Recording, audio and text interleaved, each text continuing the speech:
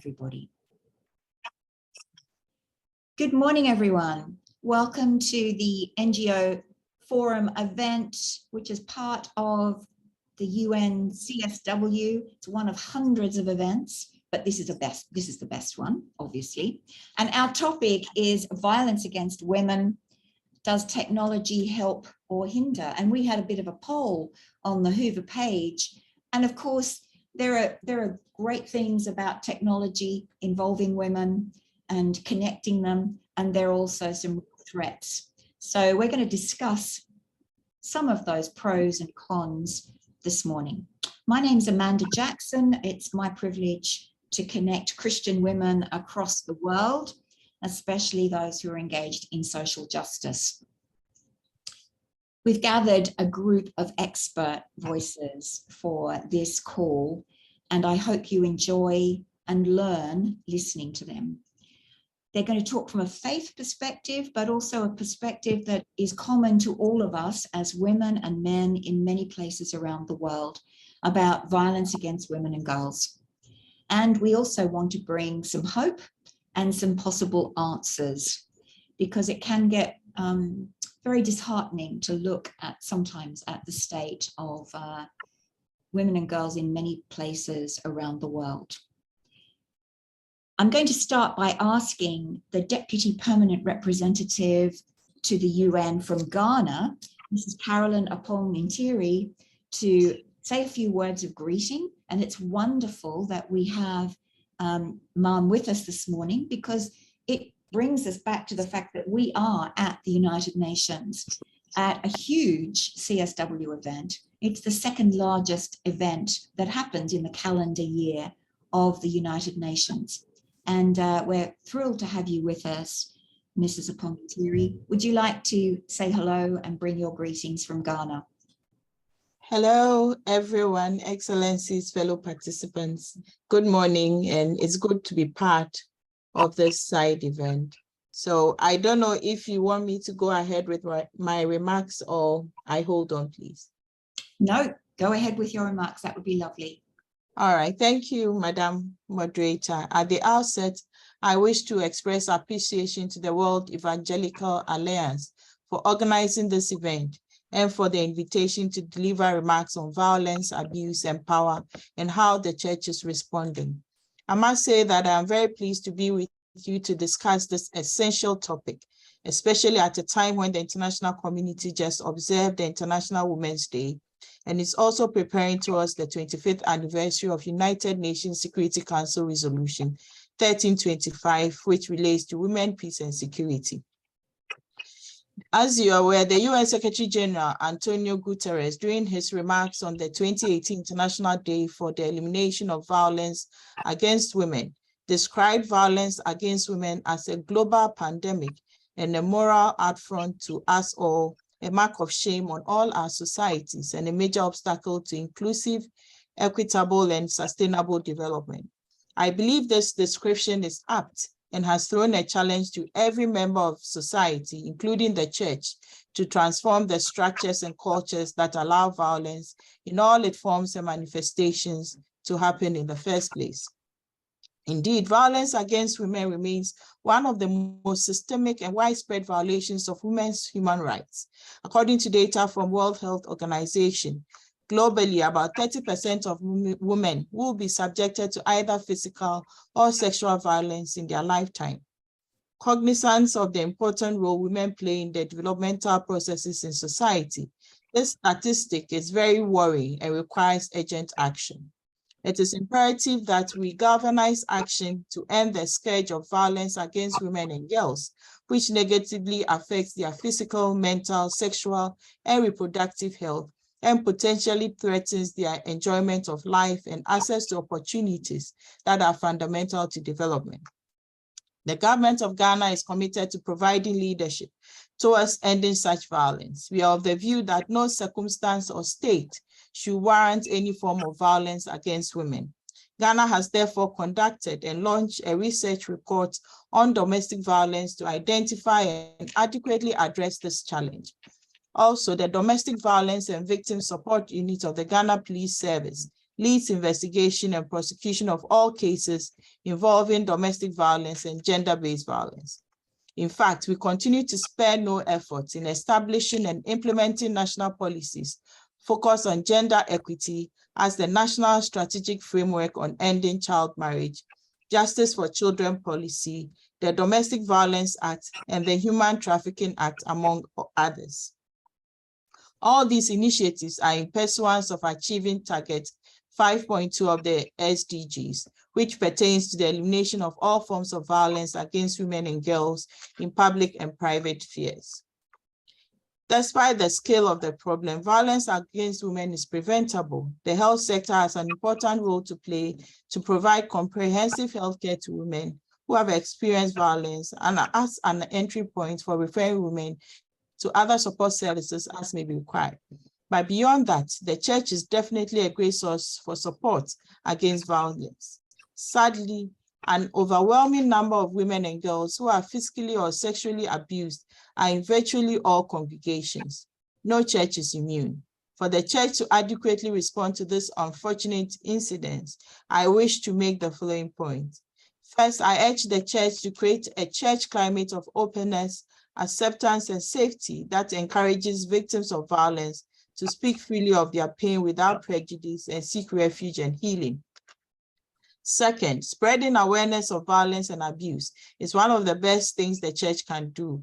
It is important that the church organizes domestic violence and awareness-raising events, especially during the month of October, which is celebrated globally as a National Domestic Violence Awareness Month. Third, I wish to encourage the church to periodically provide training to the clergy, youth leaders, and other church leaders on abuse prevention, detection, and intervention. Such training, I believe, will empower them to help shape discussion of issues concerning violence against women. Finally, there is the need for the church to create partnerships with other relevant organizations offering services to victims of domestic violence. It is my conviction that these partnerships will create a broad-based network for information sharing and ultimately to achieve the purpose of tackling violence against women and girls. I know that as Christians, we are admonished to forgive one another in all circumstances. However, permit me to emphasize that although forgiveness is an important Christian virtue, forgiveness alone without addressing violence may not be an effective response to address violence against women. It is essential that governments, civil society organizations, the church, and all other stakeholders reaffirm their commitment to end violence wherever and whenever it occurs, and support all women in fully realizing their potential. Indeed, the clarion call for a moral revolution that will replace the culture of violence in our societies with a culture of peace, love, tolerance, and respect for one another starts with us. With determination, I believe we will succeed. I thank you all. Thank you so much. I think the ambassador, the deputy ambassador, raised some important points about the fact that this is a moral question. We're also going to be looking at violence across a broad range of issues. And it's my delight that we can have 3 speakers and then a 4th responder who come from very different parts of the world.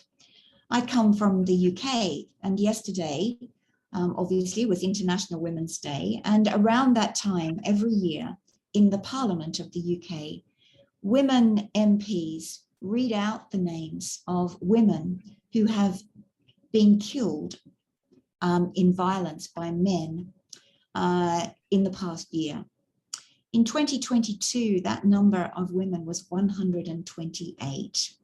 So that's over 2 women a week are killed mainly by partners or ex-partners or by some other member of their family. And one of the reasons we're having this call this morning, this event, is to highlight what the ambassador has pointed out, that one of the tasks that we can do is to raise awareness, not to stay silent, and to talk openly about the causes and the impact and also some solutions. So I've got some expert speakers here this morning, But if you are just arriving, can I just remind you that you can ask questions in the special Q&A section down the bottom of your screen. And please don't put questions in the chat. We might not notice them, but please put them in the Q&A special section, and we will come to them after people have had their chance to talk. But if you would like to put any personal comments or greetings or whatever in the chat, you are also welcome to do that. We will also be putting into the chat some resources and websites to help you as we go through this event. And you can find extra information about everything to do with our conversation this morning on the Hoover site of the NGO UN CSW, if you are connecting through that. If you aren't, then we will also give you some information later on about how you can access the PowerPoints and videos that we're using this morning. So our speakers, our first one is Gideon Paramalam from Nigeria, who with his wife Funmi runs a foundation dedicated to peace and freedom from violence and religious persecution. Women face that double whammy of violence because of their gender and violence because of their religion. And Gideon, I'm going to hand over to you to talk to us about that aspect of violence against women. Thank you, Amanda. I hope everyone is hearing me. Amanda described some of us as experts. I'm not sure I'm an expert, but I'm a he for she. It's an expression for men who try to advocate for the rights of women and to make sure that women are not denied their fundamental human rights or are treated in a way that it's not so good, as the ambassador mentioned. Please permit me, my presentation is in a PowerPoint, and I would like to just go straight and try to share the screen. And I hope that we can sort of, I hope you can see my presentation. Can you all see it? Can you see it? Yes, we can, Gideon. Yep. Okay, thank you. Yes. So let me also do something to allow us. I hope that everything can come through together. Sorry about some of this.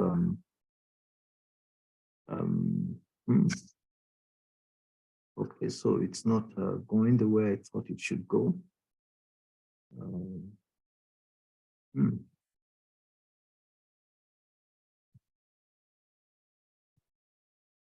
Oh.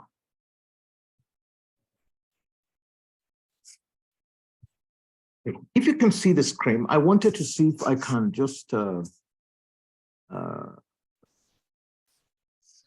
don't know why. I'm sorry about it. Gideon, if you just start talking, I think we can all see enough of the screen to be able to. Yeah, if you can see enough of the screen, yes. I want you to get rid of some of these things so I can put it on PowerPoint flow. I think that way it's a lot easier, but some of these things here would not let me. So let me just continue. If you can see the screen, it's okay. But once you can see it, I'm all right. Okay, so quickly, Amanda has taken time to explain what the importance of this program is, particularly this season, with respect to creating awareness, as the ambassador of Ghana said, on the plight of women. Now, violence against women, does technology help or hinder? And I want to share briefly from the Nigerian experience, from what I have.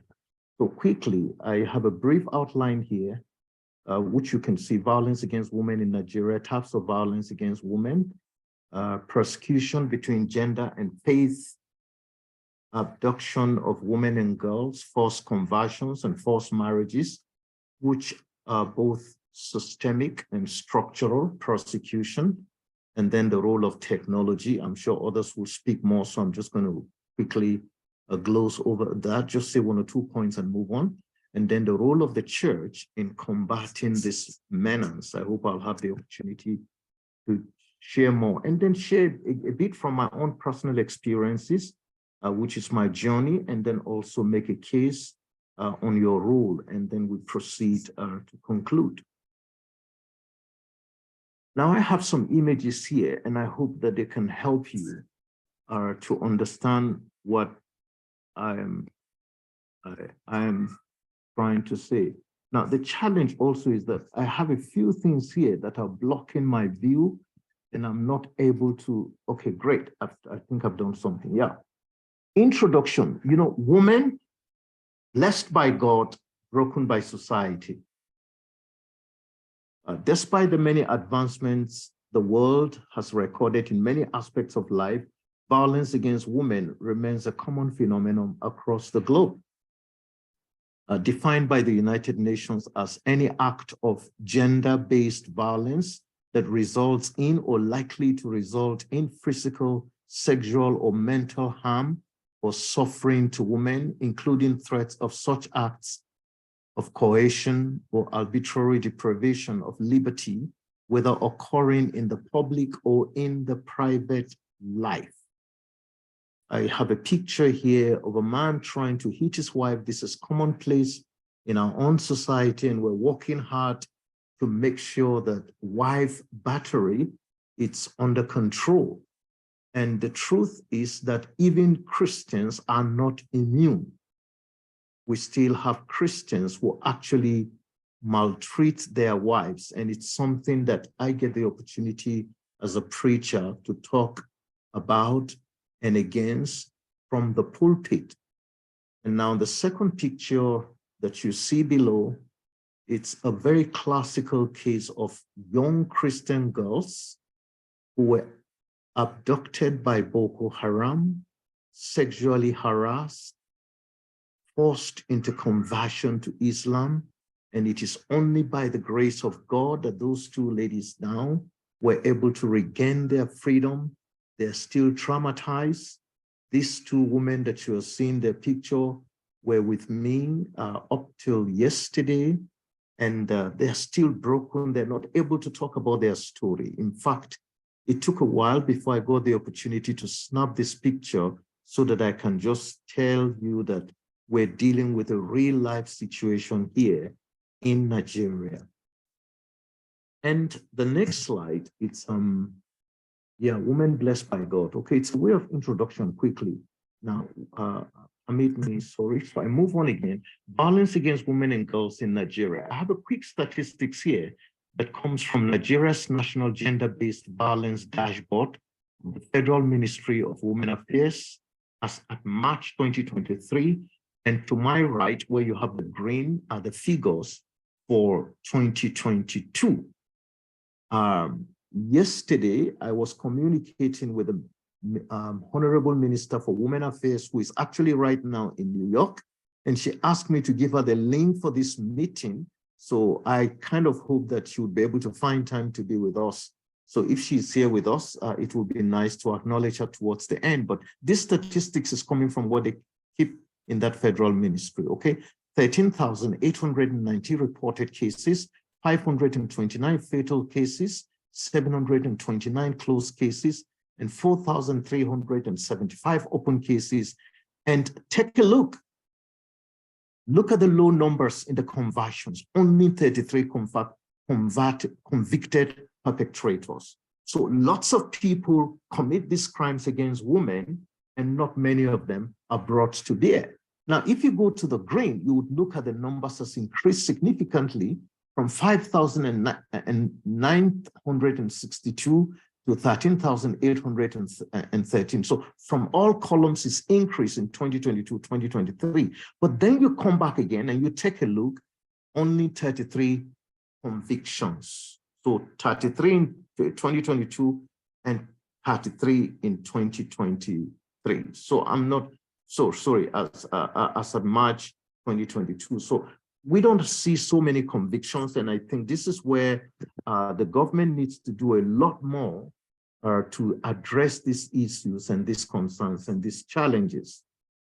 Now also the Declaration of 1993, which is here. I'm going to save time, but I would like to say that as part of the efforts to end violence against women, the United Nations adopted the Declaration on the Elimination of Violence Against Women in 1993. That has contributed greatly to the progress reported so far, but more still needs to be done, especially in sub-Saharan Africa and Asia, where the issues are more prevalent. I would also add again that the church, as I said at the beginning, is not immune. So one of the things is that we need to be doing this more in our churches. We also need to be doing this more even in the mosque, because our Peace Foundation has the privilege and the opportunity of working together with Muslims across Nigeria. And we see that some of the things that Christian women experience, Muslim women also experience, but particularly Christian women have been targeted when it comes to terror and violent attacks and sexual abuse. So violence in Nigeria, there are a few of them that I want to highlight here. One is from traditional norms and practices, and then the culture of men's superiority over women, which again, is fallacy, the cultural permissiveness of wife beating and other forms of abuse. And sometimes I'm afraid the church shies away from talking about it. And then the culture of shame and silence, which places women, especially married ones in Nigeria, at great disadvantage. So when you look at women in Africa, who most of them are at risk, you can look at the ratio according to a BBC slide. So I move on quickly to talk about 5 types of violence against women in Nigeria. And some of these are highlighted here: physical violence, psychological violence, also called emotional violence, verbal abuse, and the rest of them. Sexual violence, very prevalent. This includes marital rape, incest, and sexual harassment, molestation, and other forms of sexual abuse. And then socioeconomic violence, which is a different kind of violence. This has to do with denying a woman access to material benefits, including employment, education, and even freedom of movement. Now, of course, this is not for all the women, but a number of women actually experience this in some parts of Nigeria. Women are not supposed to go to school. Girls are supposed to just stay at home and marry, and that's all. Okay, 5 is the harmful traditional practices or harmful cultural practices, which refers to all the obnoxious cultural norms that exist, which undermines the humanity and the dignity of women. So quickly, three broad categories of violence against women, which are direct violence, cultural violence, and structural violence. Women and girls who suffer from these violent acts end up with physical injuries, sexually transmitted diseases, depression, psychological disorders, and many die as a result. Just yesterday, I was actually talking with a young woman who has to take a month off work, and she's working in our office. And then she just shared with me, she's going through depression. What is the reason? Because of abuse as a woman, what she's gone through. And these are these are daily cases we live with every single day. Now, persecution between faith, gender, and persecution between gender and faith. Now, religious clashes in Nigeria and its impact on women. Some of these religious crises, you hear a lot about Nigeria. Women get raped. Believe you me, I have all kinds of stories that will move you, in which some Christian women have been picked up from their communities after they attack the communities, kidnap those women, took them to the bush, and they are ready to rape them. And some of these women will cry out, "Don't rape us, please don't." And then some of the adopters will say to them, "Okay, you keep on praying to your God, you keep on praying to your Jesus. Let's see whether he will answer you or Allah will answer you." Now, again, I'm not talking about trying to profile Islam here, but this is a fact of something that happened. And this woman cried out, but the rapers, Fulani herdsmen, would not listen and proceeded to rape them and told them, "You see, your Jesus has not answered you. So you have a choice now. either to believe the Quran and convert to Islam, which is more superior, or you continue to be Christians and you will become slaves. I have tons and tons upon stories to share with you. Some of the people, I know them one-on-one, but there's no time to go into that. But I chose to bring that quickly so that you can see what agenda and persecution and faith intertwine. Okay, yeah, the three broad categories, I've also shared them. And then, so I'm moving, I'm going to wrap up now very soon. And then technology, the role of technology. Okay, so in a way, technology helps, but in another way, technology also abates, makes it possible for women to continue to be harassed sexually through texting, through sex texting, through images, through all kinds of ways of getting at women. And so I think, again, I want to save time, so I don't want to comment on that. So the role of technology is here, you know, safely to say there's technology facilitated abuse. And I think it's good. Maybe I can comment on that during the Q&A. Now, the role of the church in Nigeria, the church has always actively played a role in calling out these acts of violence against women in its teachings and doctrines, leading and teaching people to be morally upright. The ambassador from Ghana mentioned something about morality on these issues. This is real. We'll need to continue to drum it up. The church is particularly very compassionate and accommodating of women experiencing any kind of abuse in their lives, okay? The shift in church now to protecting women. Before, it didn't used to be the case, but we're seeing more and more churches actually trying to protect women. Institutions have been set up to cater for women. And then some churches, such as the Church of Christ in Nations, have set up units to create enlightenment and assist survivors of gender violence. And then I come here, my own journey.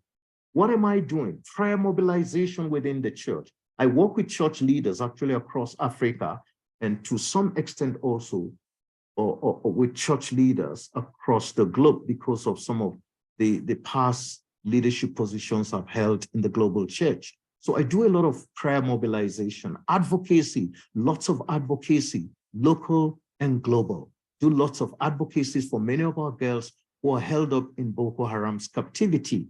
Again, maybe during the Q&A, I can comment more. Counseling, as I mentioned yesterday, speaking to one of my staff, and then speaking truth to power within Nigeria, and then research so that we can get materials from research to influence advocacy. So I think at this point, I would stop and then hope that if there's another opportunity, I can come back and share more. Thank you, Amanda.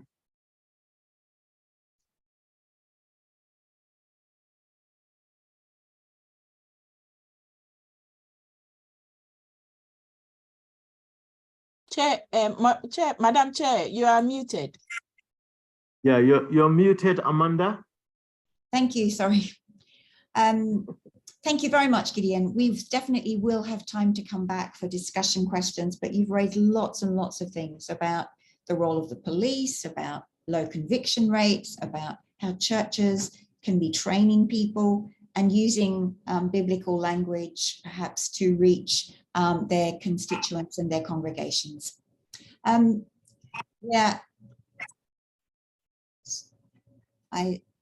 We're going to go to the next speaker. I'm sorry, Gideon, you need to stop your screen sharing. That would be helpful.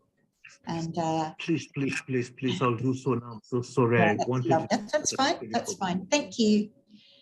We are going to go now to two speakers who represent various parts of the Baptist World Aid family, Baptist Church family, sorry, the Alliance. The first one is Valerie Duval-Pujol from France and Merritt Johnson from the United States. Merritt's going to speak first from the perspective of the women's section of the Baptist World Alliance, of which she is the president. And Valerie will tell us about their combined efforts to run campaigning on some of the aspects of what Gideon was talking about, but really focused on domestic abuse. Thank you very much, Merritt. Thank you so much for the honor to be here. So thank you for the opportunity to partner with you, World Evangelical Alliance, and thank you, Reverend Gideon, for sharing, and also Deputy Ambassador. It was insightful to hear your comments and all that you have shared. And so in light of that, we've already received so much compelling and saddening information. And when we consider that, when the needs are so great, how can we make a positive impact for women? What is it that we can do both on an individual level, but also on a global level to be able to positively impact women? I think this is a profound question, and one that doesn't have a simple answer, especially as we survey the many challenges that exist for women. We're focusing specifically today on violence against women. You've heard the statistics already, but 1/3 of women worldwide have experienced violence by an intimate partner. So I think about that in the context of a worship service. When I sit in a room and I look around me at the sisters that are sitting in that space, realizing that 1/3 of those, 1 in every 3 chairs has experienced violence by an intimate partner is tragic. 18% of women have experienced physical and/or sexual violence by an intimate partner just within the last 12 months. So again, think about those you're seeing on the subway. Think about those that you're seeing in the grocery store, that 1 in 5 is experiencing just within the last year some type of extreme violence. So how then can we take a stand against this? And specifically for us at the Baptist World Alliance and Baptist World Alliance Women, we have asked ourselves, how can we stand against domestic violence? What active steps can we take? So I want to share just a few things about that discussion. And so much of this originated with a preparation for our quinquennial event. We were preparing, we have a World Congress that happens every 5 years and a Women's Summit. And so Jenny Intrican and Valerie Duval-Peugeot were preparing a workshop on the topic of domestic violence. And in preparing that session and presenting that session, we just felt compelled that it was not sufficient to just have a workshop one time every 5 years. So we needed a mechanism, we needed a resource, we needed an action step that gave us the opportunity, the platform to push forward action in this area. So how can we channel the energy and expertise of a global network? We have women in over 140 countries and territories around the world represented through Baptist World Alliance Women. So how could we channel that energy and expertise into active steps against domestic violence? How do you leverage the power of technology in 2023 to be able to create a global resource hub that could make an impact for the long term, to have a long-term resource that people can go to and get the information that they need, and as new information is created, to continue to add to that global resource hub? Interestingly, my role at the Baptist World Alliance and Baptist World Alliance Women, I wear 2 different hats. So I serve as the executive director of Baptist World Alliance Women, but I'm also director of communications and media for Baptist World Alliance.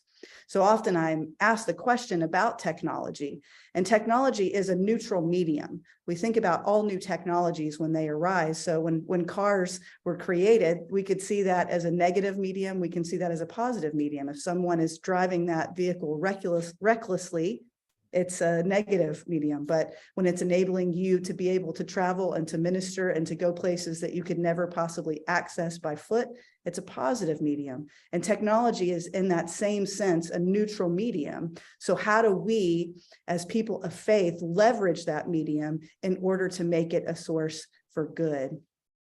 And then also, we wanted to be able to encourage and inspire the global community to pursue education and advocacy. How do we inspire each church, each congregation, each community to begin actively taking steps to stand against domestic violence? It's not enough for us to gather the statistics. It's not enough for us to have workshops.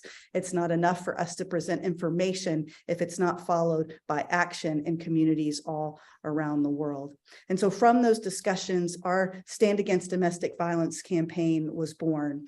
And as part of that, the main thrust of that initiative was to create standagainstdv.net, a resource hub that was created through a group of women that were compiled from around the world, representing each of our regions, to come together to be able to brainstorm, to gather information, to resource share, and then to review that information. And that while we come from a Baptist context, we did not isolate the resources to just resources created within Baptist life or even within Christian life, but trying to find the absolute best resources that we could and making them available here on Stand Against Domestic Violence Initiative's website, standagainstdv.net.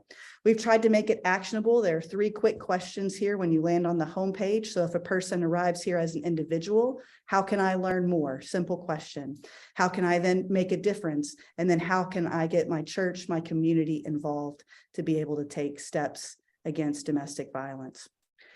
In compiling these resources, we broke them down into 6 different categories. You can see those represented here. So when you arrive at the site, you can click on the main menu to access and change the site to a different language if you need to access it in a language other than English.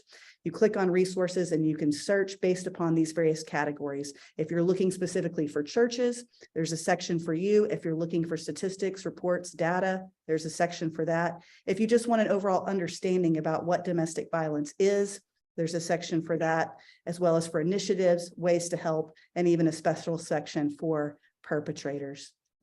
And this is an example of just what one of the resource pages looks like. So from the individual resource pages, you can see useful links. So much of the resources that we have compiled are available for free. So you can click there, you can see what country it originated from or which countries it's available in, which languages that the resource is available in, and then click through to be able to access them for your use and action. And so I want to share just quickly, we hope the video is going to work well for us here, but as part of our advocacy, as part of leveraging technology, we reached out to leaders across our global network and said, would you join us in standing against domestic violence? And would you just declare that? And that's what you will see here.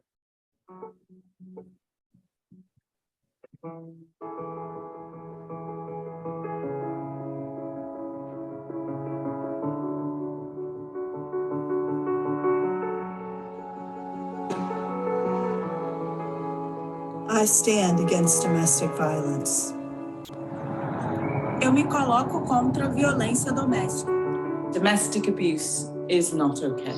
I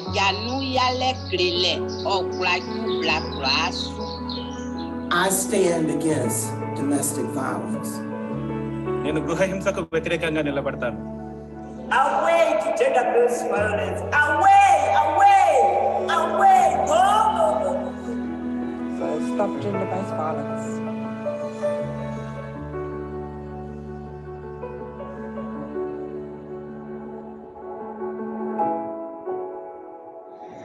Yo me opongo a la violencia doméstica. I stand against domestic abuse. I stand against domestic abuse.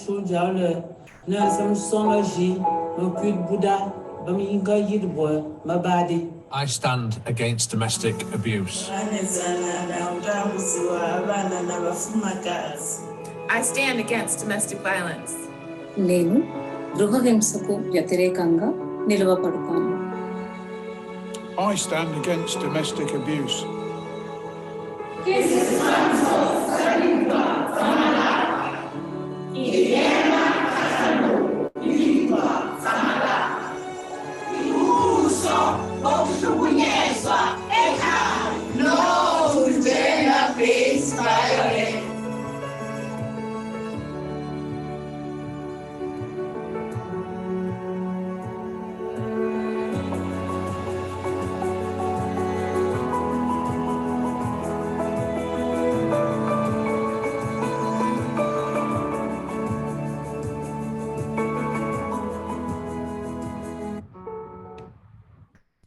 So how can you come alongside with this particular initiative? We would love for you to share this site with others. So standagainstdv.net.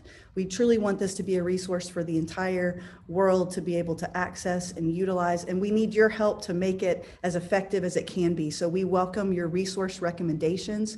If you have resources that you have created, compiled, sourced within your communities, within your countries and context, please send those to us. We have a global team that will review those, and we'll be able to add those to our site and have as many resources as possible available through this resource hub.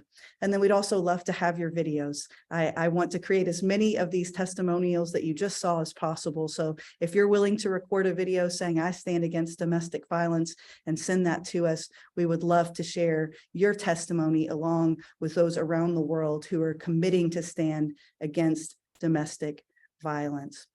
So I thank you so much for the honor to be able to share a little bit of what we are doing at the Baptist World Alliance and Baptist World Alliance Women in this area. And it's truly my honor to have an integral member of our response here with us, who's responding not only through the Baptist World Alliance, but in so many other ways and contexts as well. She's a spiritual hero of mine, an incredible theologian, and an incredible advocate for women around the world, Valerie Duval-Pojot. Bonjour. This is going to be a personal testimony on how technologies have helped me to fight against domestic violence with other Christians, because together we are stronger. So first, I would like to share very shortly how I have got involved in advocating against domestic violence, because it's about storytelling as well and encouraging each other. As a woman, I have always felt sensitive to gender justice. My dad, a French Baptist minister, is a specialist in helping victims of sexual abuses, because yes, it happens also within churches. And I have always been aware of the terrible consequences of gender-based violence. Whilst I was studying theology to become a Bible translator, this is my job, I was shocked and hurt by some reactions of fellow male students claiming that as a woman, I was not allowed to preach or to teach. And in the following years of my work as Bible translator and theologian, I was struck by the weaponization of scriptures, the use of scriptures as weapons against women. I was giving conferences, training, or classes, and I have very often met women, Christian women, who were deeply suffering, who were silenced because of misinterpreted biblical text, especially by the Apostle Paul. And among them, there were many victims of domestic violence, who were believers, churchgoers, but victims of their husbands, also a Christian, whilst their church or pastor or sometimes husband would legitimate this violence by Bible verses wrongly interpreted. It created so much anger in me because my experience of the Bible is totally different. As a scholar with 2 PhD in Bible exegesis, I knew, I had studied and proved that the Bible is not a sexist text. Yes, patriarchal in its culture, but not in its message or perspective. The Bible is good news for women. And this weaponization of scriptures led me to do something for the victims. I have launched several initiatives and written different books. Well, they are in French, so learn French to read them. But this morning, I would like to talk about one of these initiatives where technology has helped me to advocate against domestic violence. In March 2018, I created an organization called Une place pour elles, a place for them. The idea is to raise awareness on the topic of domestic violence. I had listed all kinds of initiatives in my country, France, like shelters for victims and their children, counselors for perpetrators, hotline to give advice, but there was so little to raise awareness, to break the taboo. Domestic violence exists, the figures are terrible, we have heard them. And although even in my country where the laws are not too bad protecting women, well, there are many and many victims of domestic violence. So the idea of Une place pour elles is simple and totally free. On a chair in a public space like a school, a library, a city hall, a church, you put a sign saying a place for them. These women should have been with us but they are not.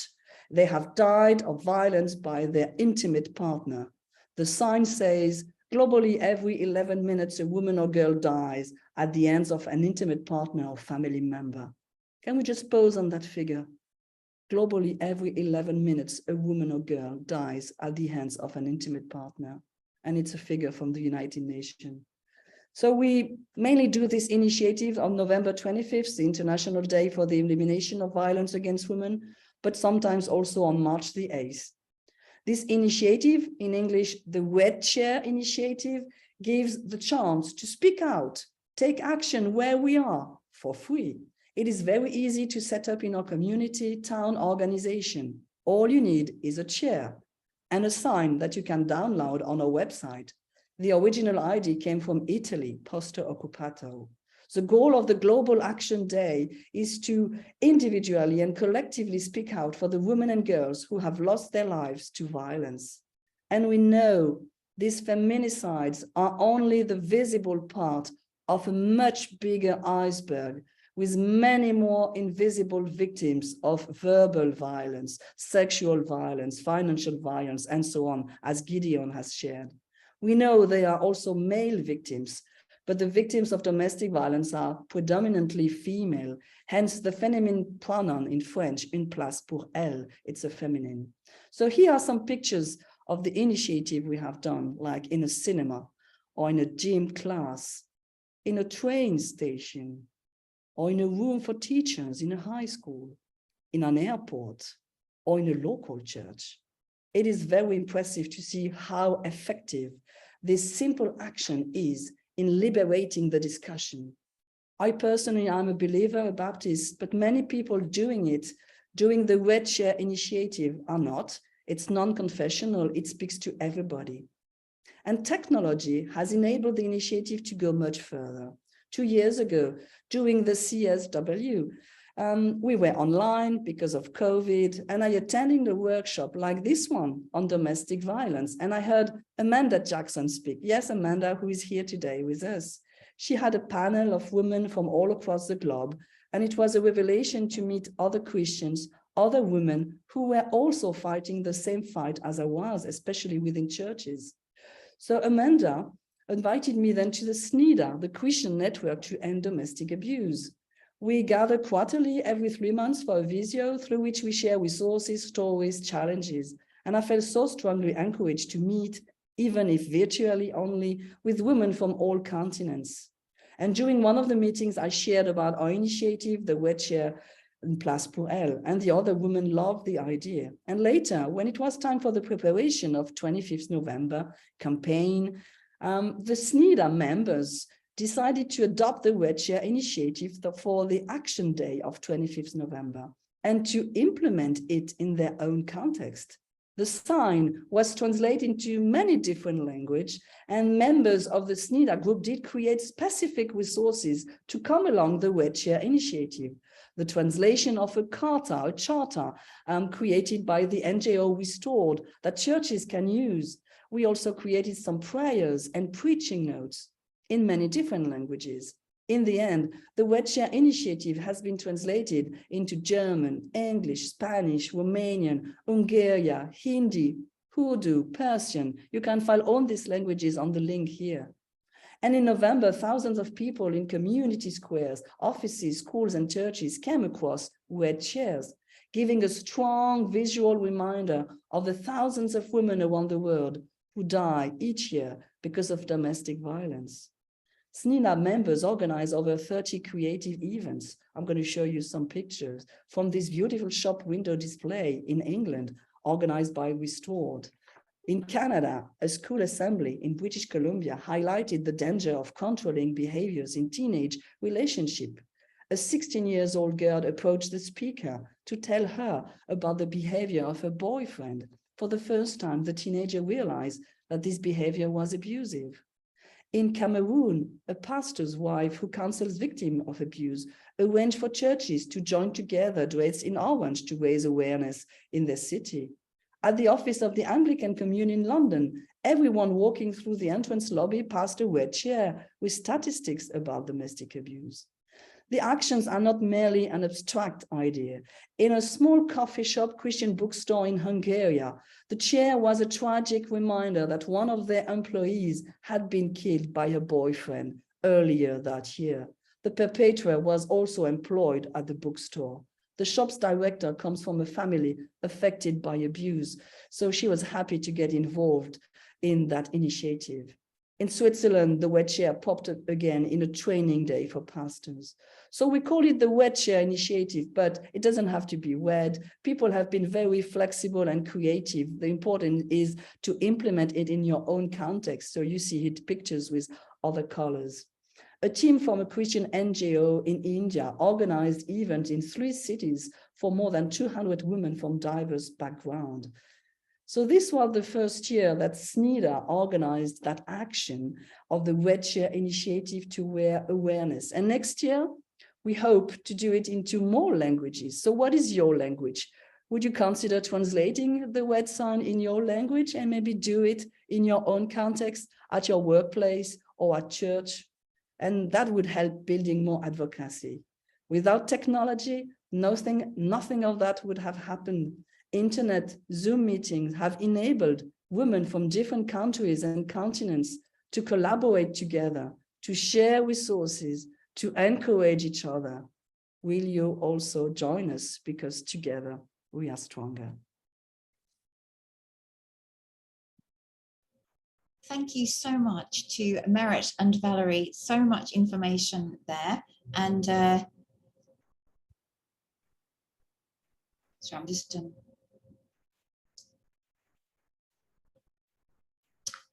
thank you very much.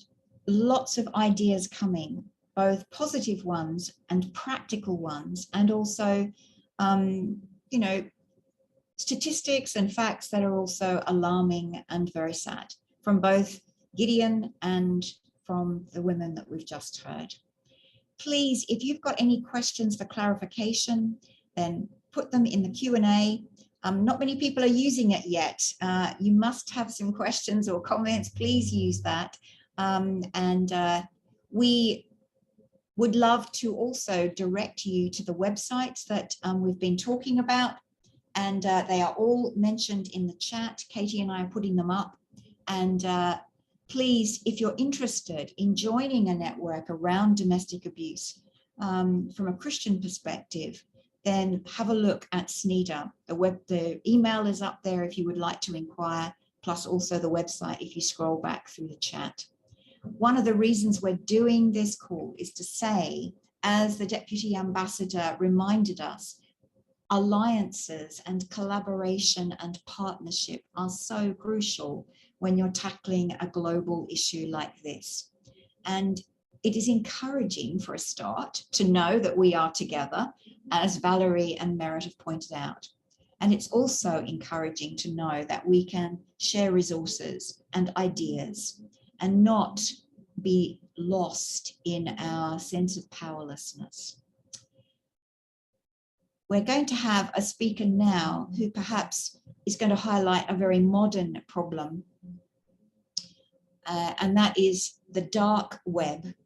And I know that for many of us, we know a little bit about it, and perhaps we don't want to know about it. But if we have daughters, sons, we know that pornography, online pornography, is a huge and growing issue wherever anybody has a smartphone. It's not just a Western issue. It's very much an issue that impacts girls who perhaps are not really aware of what is happening and how to counter the insidious influence of violent pornographic material. We're going to go now to a video from Melinda Tankard-Reist, who is an Australian campaigner with a group called Collective Shout, which she founded. And she campaigns for a world free of sexploitation. And I think we can all agree that we would like that. Her focus today in her video is on the link between pornography and violence against women. And she's pre-recorded it because she's from Australia and the time there is not very kind for a live interview.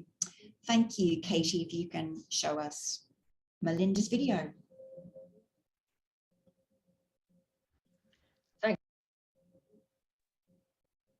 so much for inviting me to be part of this significant panel, and a quick trigger warning for the content which relates to sexual violence. The global porn industry runs primarily on the backs of women and girls and disseminates sexual exploitation primarily online.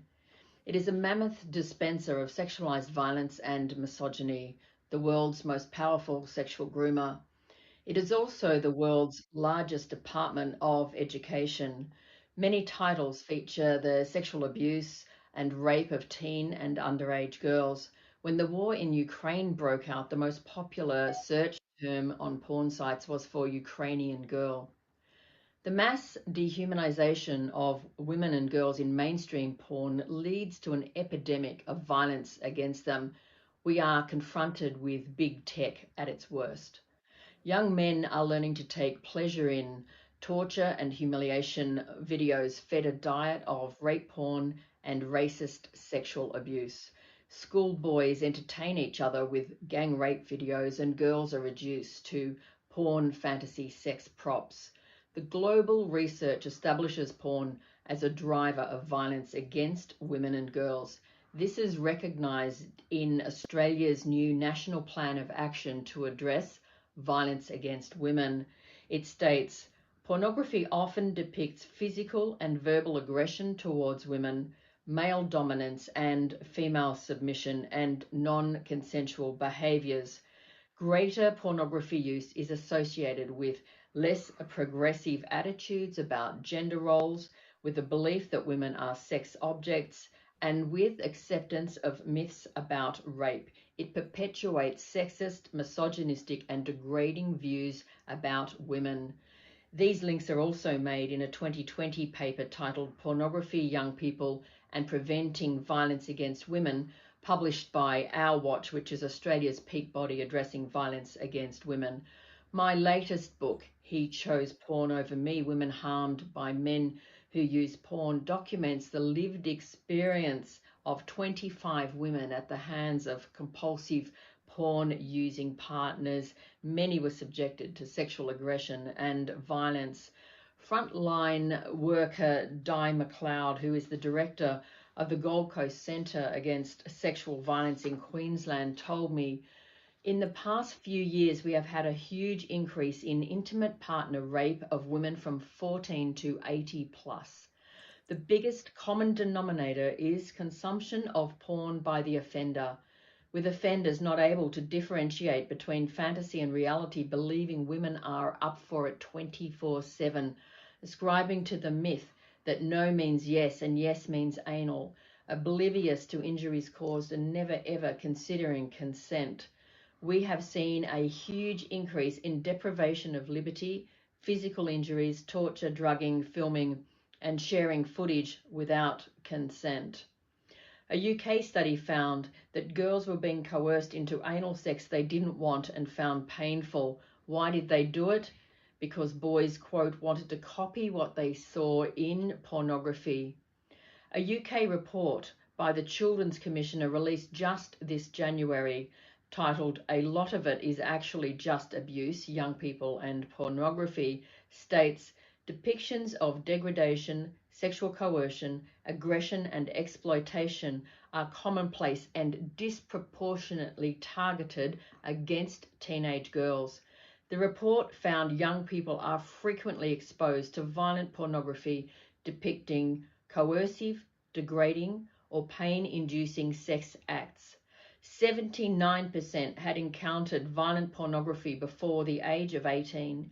Frequent users of pornography are more likely to engage in physically aggressive sex acts.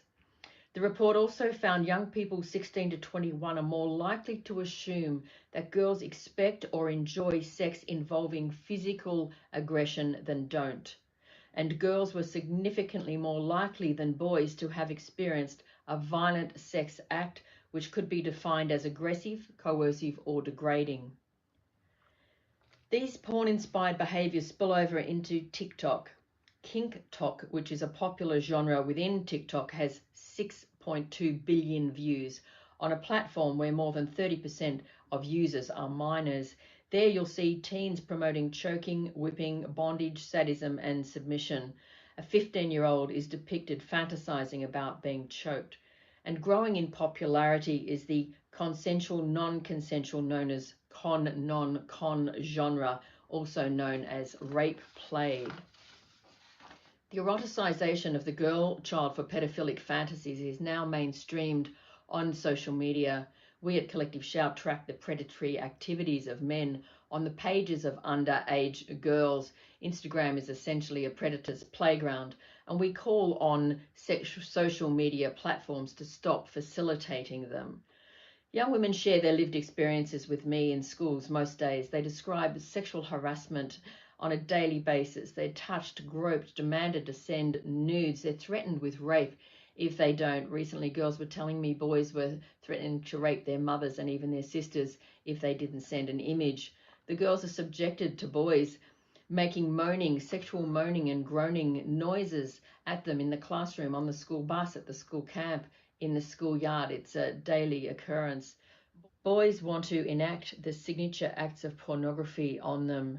More girls tell me that boys expect to choke them. Quote, "He put his hands around my neck without even asking." These everyday sexual affronts tell us a great deal about how entrenched the objectification of girls is.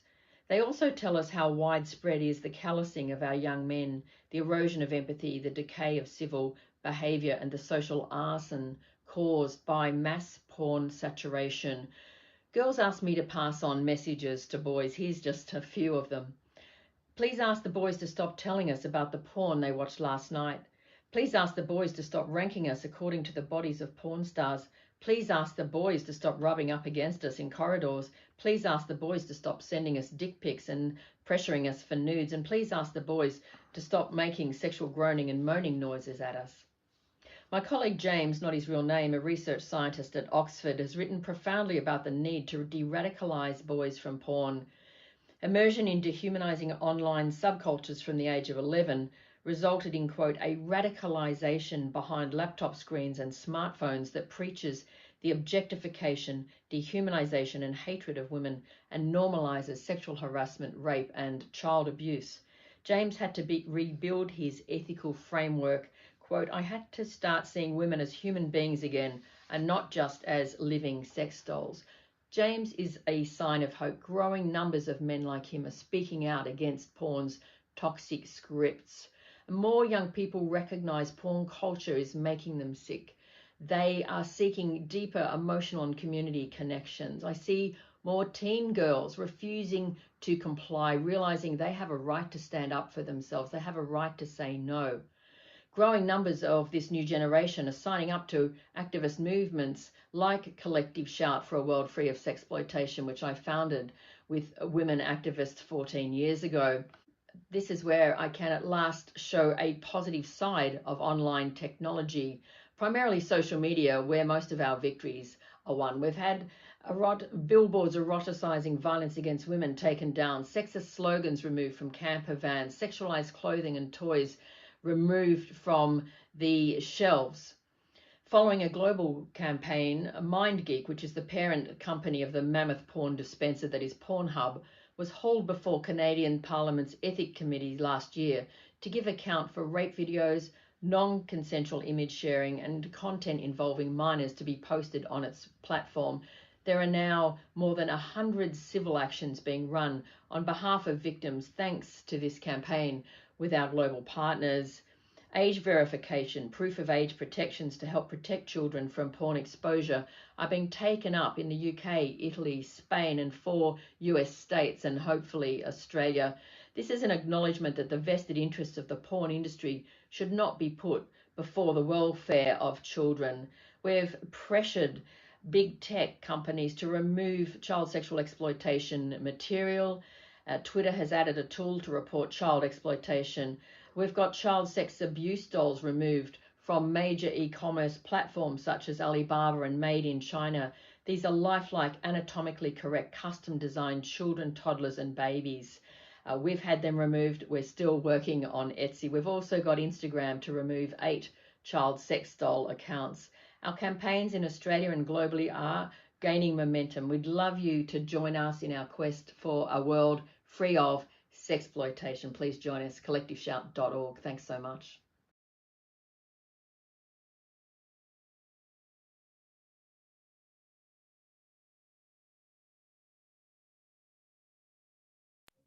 Thank you very much, Katie, for showing us that video. The content of some of these talks that we've had this morning could be upsetting for some of you, and especially around pornography. As Melinda said, there was a trigger warning at the beginning of her talk, but we also need to acknowledge that our children, our grandchildren, our students in classrooms are being exposed to these pressures. And we need to be aware and to be able to take action and to have some positive, as Melinda said, that and not just be passive in our response to those threats to the lives of our young people. If you want to catch up with some of the statistics that have been presented by all our speakers this morning, and we've had a wealth of information, if it's all been a bit too much to get down on paper or as you're typing away, the recording of this event will be available from tomorrow on the Hoover site, if you have access to that. If you are not through the Hoover site, but you would like access to the recording, please, Katie's going to put up the email for how you can request the recording of this event so that you can see it again and share it and get some of that information a little bit more solidified in your mind, because we have covered an awful lot today. One of the things that Melinda was talking about is that we need to break the taboo. Valerie also mentioned that, the taboo in churches for discussing some of these issues, or for pretending perhaps that they don't happen in churches. We're going to have a discussion time now to start thinking about our response to some of these very serious issues. We've looked at violence from a broad variety of aspects, being used as a weapon against gender. In the case of also religion, we've also looked at violence in a domestic setting and violence online in pornography. Now, that's an awful lot to take in, but if you have questions and comments, please put them into the Q&A section at the bottom of the screen. Not many people are using that yet. Please, if you have some comments or questions, use that. We also have a few comments coming through in the chat, but if you can use the Q&A, that would make it easier for us to track. We're going to start the discussion by talking to a young woman from Pakistan, from Lahore. She works with the Anglican Church in her city, and she works a lot with young people on environmental issues and on gender issues with young women. And one of the things she does is work with young women who are trying to pursue their education, especially women who are a little bit outside the city centre. And thank you, Amal, for joining us. I'm not sure whether we can have two of us on screen at the same time, but if not, then we will have Amal because she's got she's going to talk to us. Ah, there she is. Thank you, Amal, for joining us. It's nighttime where you are, and we're very grateful for your presence. Oh, yes. Thank you, Amanda, and hello, everyone. Thank you. Thank you so much, Amanda. It's an honor to be with you. Thank you. It's an honor to have you. It's an honor to have all our speakers, and it's an honor to have all the people who have joined online as well. I recognize lots of names, and it's great that you are with us. Amal, I'm just wondering, as an Asian woman of faith, what resonates with you in particular about that double threat of being a woman and being a Christian woman, or being a woman of faith? Well, thank you, Amanda, for your question. It's an interesting one and very close to my heart. While talking of violence against women, it must now be understood that it is a global threat, just like Dr. Gideon was sharing, and also that women are blessed by God, but broken by society. It's a statement that really struck me. Unfortunately, women are easily linked to word violence as if they are synonyms. Being a girl or a woman is already a challenge in so many places. If I talk about South Asia, and when you are in a country or region where religion is a sensitive issue, then violence is expected, unfortunately. It's alarming when we realize it's every 1 in 3 women who are facing domestic violence, and globally, every 11 minutes, a girl or woman dies in the name of honor or by an intimate partner. So while I was looking at some of the statistics by the World Bank, it is estimated that 27% of women in their lifetime becomes victims of physical or sexual abuse. Particularly if we talk about South Asia, the prevalence of intimate partner violence is 35%, which is higher than the average globally. So the reasons, as we have already discussed, and I'm very thankful and fortunate enough to listen from very expert speakers that we had this morning. So the reasons worldwide are very complex, including socioeconomic disparities, patriarchal attitudes, and generalized roles. Why I've said generalized roles, because this is, girls should do that and boys should do that. So that's why I use the terms generalized roles. So this leaves women and girls with deep emotional trauma, disrupting their social, economic, physical, mental, and emotional needs. Furthermore, it is also a tragic loss of human potential, because girls and women suffering violence do not get a chance to access education, healthcare, employment, or a meaningful participation in society. So this is what violence does to women and girls globally. Thank you. Thanks, Amal. Just a couple more questions whilst other people type in their questions in the Q&A if they've got them. I know you're a member of SNEDA, which stands for the Christian Network to End Domestic Abuse, and it brings people together from many, many countries around the world. I'm just wondering, how do you find it helpful to be connected with other people in different contexts? Oh, yes. I would simply say that I'm blessed to be part of SNEDA, because the first thing I realized when I joined this group is that women around the globe are facing gender-based violence. And likewise, women around the globe are striving to end it. That was hopeful when I joined. So we at SNEDA.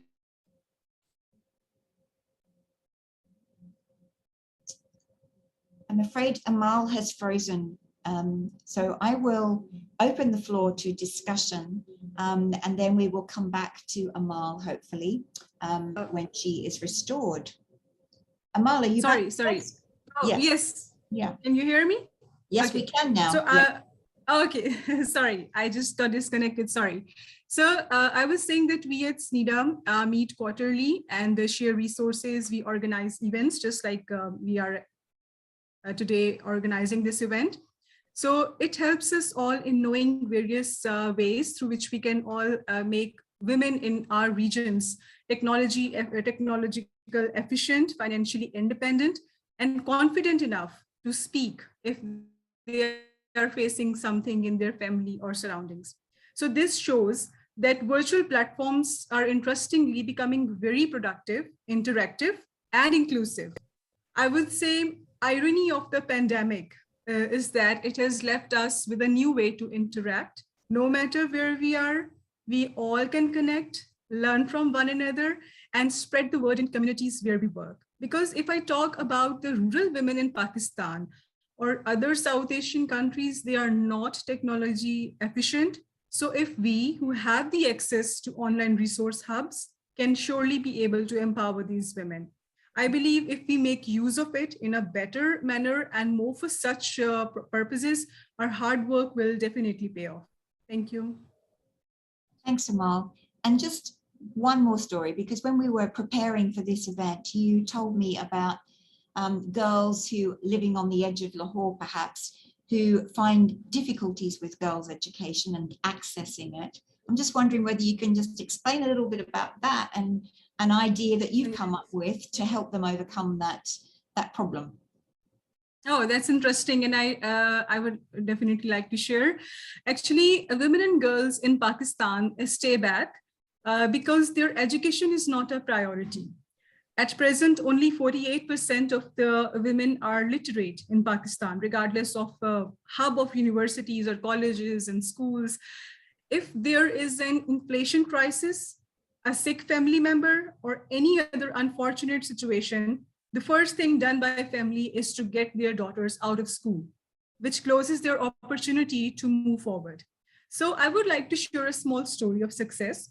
In April 2022, which is last year, I had the chance to meet some young dropout girls who left their schooling because of various reasons like family crisis and financial problems. And all of these young girls were the daughters of brick kiln workers, and they belong to villages around Lahore, as I told Amanda. So I interviewed them, and without a promise to get them back to school, I left. I just interviewed. I did not give them any promise that I'm going to support your education. But God had other plans for taking me there. So when those videos were officially and personally shared with some godly friends, they agreed to support education of these girls. And so the journey began.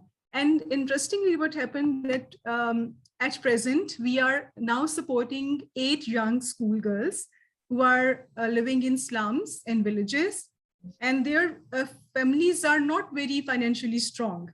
But what we do is they are living with their parents, but their fee is transferred online every month, and they even send us their report.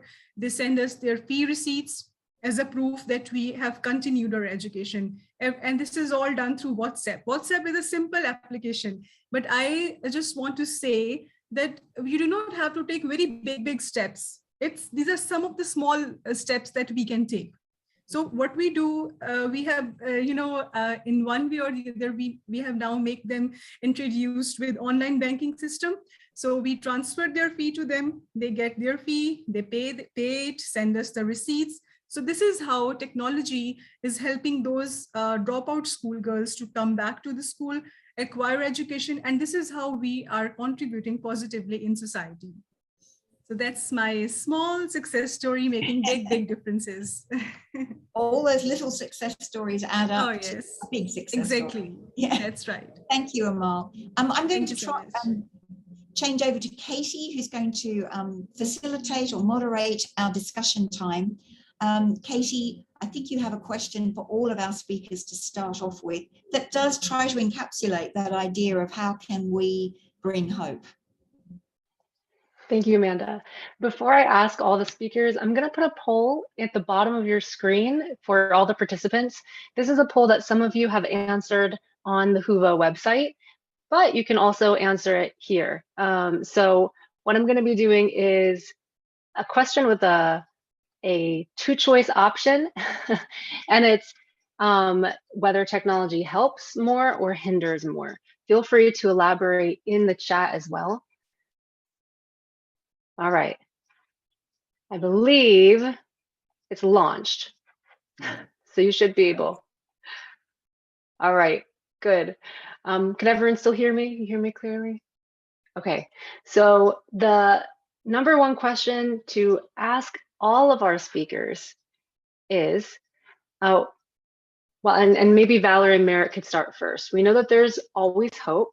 And we also know that there are a lot of different things people can use to end domestic violence. What are some of your biggest tips that people can do, whether they are a theologian, they work in the government, NGO, they just are interested in helping their community? What are your tips? Well, tips to answer domestic violence. There is no magical recipe, but the first step, as Amal said, what is the next first step you may do? Maybe there are 2 different levels. If you are yourself a victim, then maybe call a helpline. We have given an address, the Hot Pitches website. Call a helpline, speak to someone you trust, don't stay alone, and repeat to yourself, this is not my fault. Nothing can legitimate violence. So please contact someone and speak about it. And if you feel you are calling, if God is calling you today, maybe to do something on domestic violence, if you feel there, something like, oh, these figures are so awful, what can I do? I'm maybe a churchgoer and I know that God is justice and love and I want to do something for this victim. Then get trained. Read books about it to identify the signs of domestic violence, to know what to say and not to say, not to make things worse. Maybe also get trained in biblical texts, because in our context in churches, there are really many misinterpreted texts. So you can read in French or English. In English, the book from Helen Painter, No, the Bible Doesn't Tell Me So. Or my book in French, the Bible sexist? And the answer is no. You can also contact associations involved in domestic violence to support them. They need your help, they need your time, they need your money. And it's not only Christian association, it can also be in your neighborhood. And you could also create your own resource. It means you can translate what is already existing. It's what we have been doing with the Wet Chair initiative of the SNIDA. We did ask permission to the different organizations, but we translated into different languages resources. It's a good way to start, to be inspired by what others have been doing. So take a first step.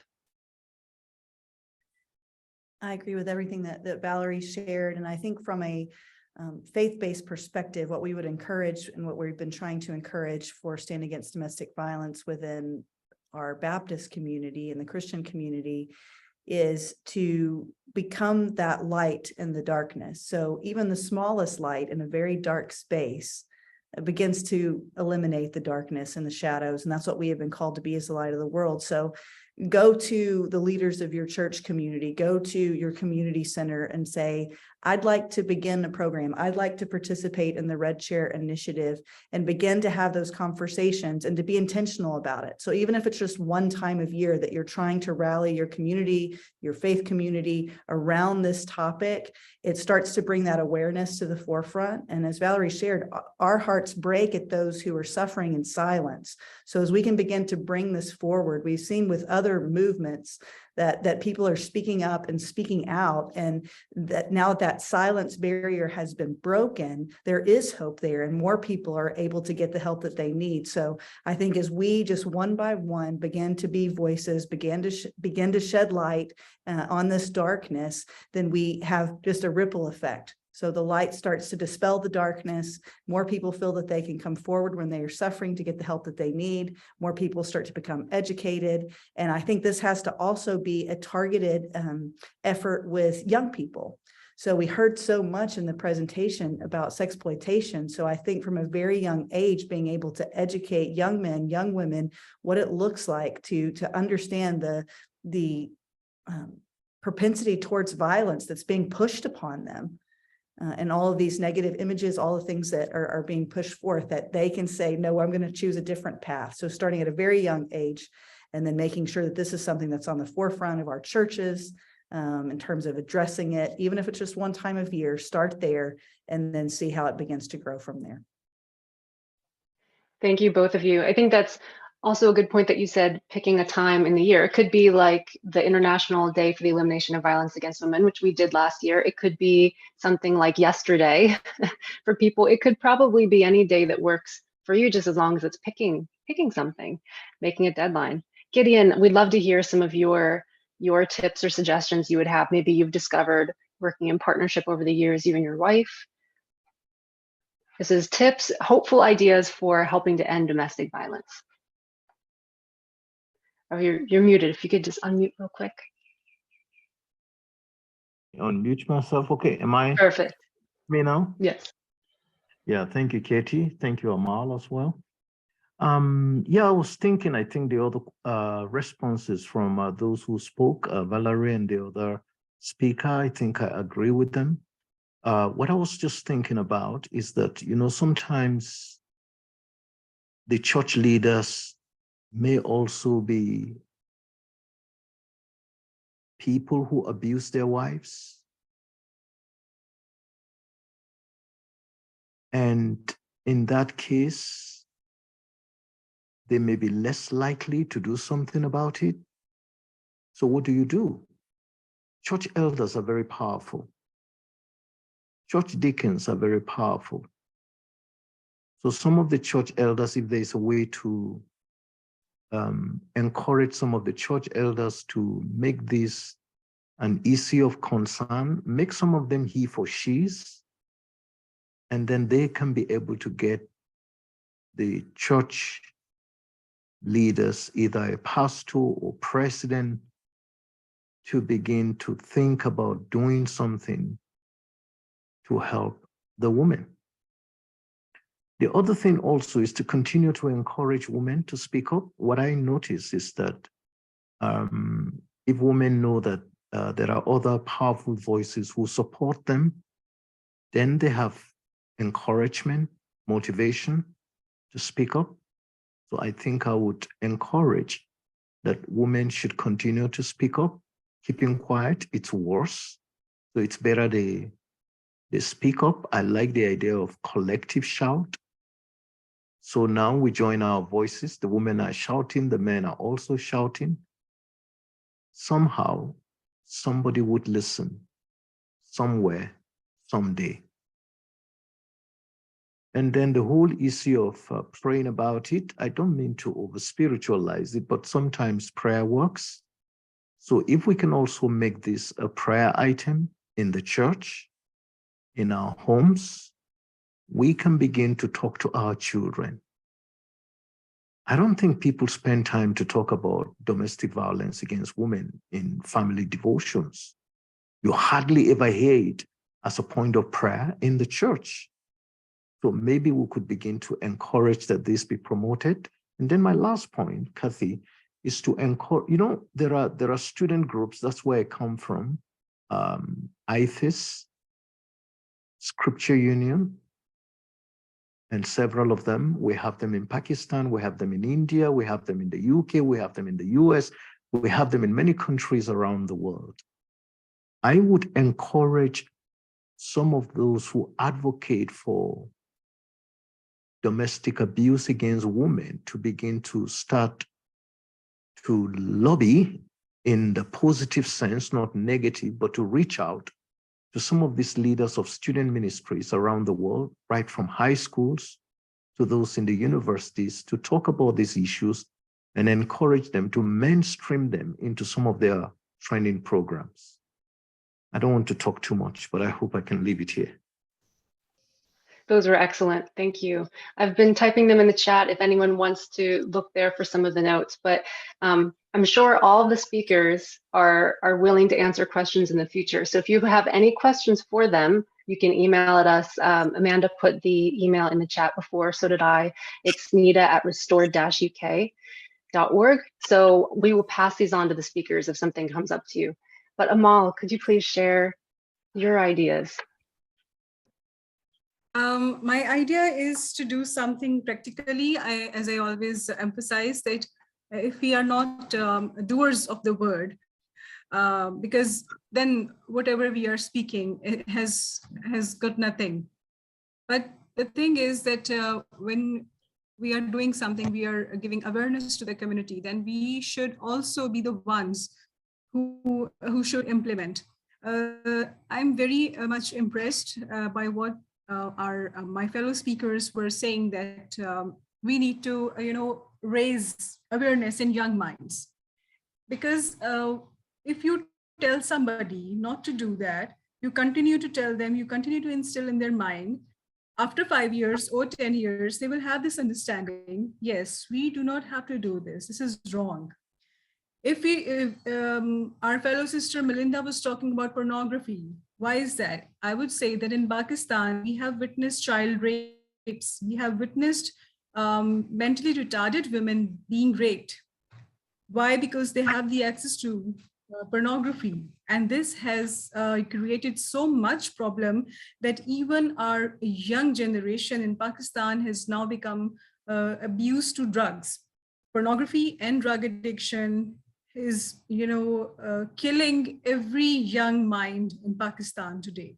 And it's innumerable. You cannot count how many people. It's innumerable. And I think young children, they have a clean mind. So if you keep telling them from a very young age about the do's and don'ts, about the good and wrong, about all these things, the moralities and immoralities, definitely the change would come. So this is amazing thoughts that our speakers have shared, and I think we should start from now. Dr. Gideon, I would really appreciate that you said that keep shouting, somebody would hear. Yes, I always say that one has to speak out. If you would not speak out, nothing can change. So you have to shout, cry, speak out, so that you can bring change, not just in your life, but in others. Because when we speak, we become an inspiration for those who cannot speak, or they fear of coming out with what they are experiencing. So let's inspire each other and hope for the better good. Wonderful. Thank you, Mo. I'm sorry, Katie, we have to finish there because we have gone just a little bit over our time that's allotted to us. And I think we have probably covered most questions, although there was one from Becca that we didn't get to cover. Becca, we will make sure that Gideon addresses that. We'll pass on that question to him. Thank you so much to all of our speakers and contributors today. It's a huge issue, and I hope that we've managed to have that balance of factual information and also actions for hope. Because that was our plan. So the recording is going to be switched off now. And thank you so much for joining us. And thank you especially to our speakers. We pray that you are stirred and encouraged.